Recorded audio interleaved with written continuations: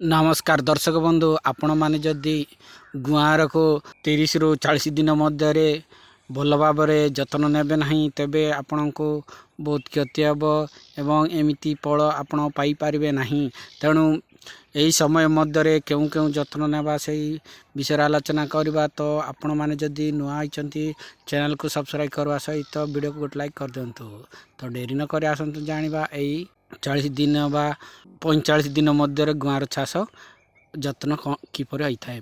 तो आपण जदि प्रथम थर खुशा कर दे सारी तेबे आपण को द्वितीय थर खुशा ठीक यार 35 रु 40 दिन मध्य पुणी घास हो जाए से आपण प्रथम खड़ा खुशा करेंगे। जदि आपणकर गच ठीक भाव ग्रोथ होनी तेबे आपण डीएपी सहित यूरिया पुणी प्रयोग करदे।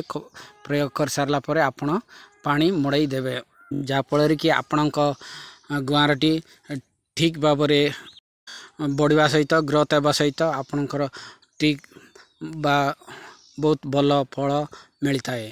तो आपण सार दुईटी दे सारा पर जदि आपणकर गछटी ठीक वृद्धि ना सार दी थर देवे नचे तरे देला बेलू यथेष्ट गुआर अधिक किसी सार देवार आवश्यक हो न थाए। जदि आपण देखिए फूल खड़ यथेष्ट अच्छी तेबे आपण पोटास आपण पकई पारे एवं से आपण एनपीके थरे स्प्रे करें बोरन स्प्रे करें एवं आपणकर देखिए जदि आपणकर दला माची जाइए आपण से समय रे ही आपण दला माची निरोधक कीटनाशक स्प्रे करेंगे। तेणु यही दलामाची कीटनाशक मध्य आपण प्रथम इमिडा क्लोरोपिड नहीं पारे द्वितीयतः इमिडा क्लोरोपिड सहित आर्थिन को मिसाई आपण प्रयोग करें।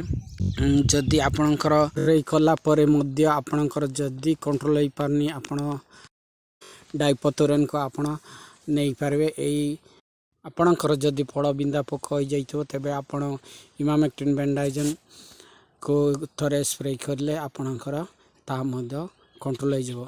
यही 40 दिन मध्य यही सबू जतन नेबार निहाती आवश्यक पड़ता है।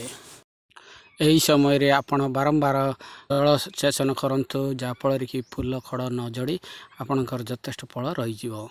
तो यही इनफॉरमेशन टी केमिति लागिला दर्शक बंधु आपन को जब भल लगे तब चैनल सब्सक्राइब और वीडियो को लाइक करवा सहित आपन सांग साथी मान पाक शेयर करंतु।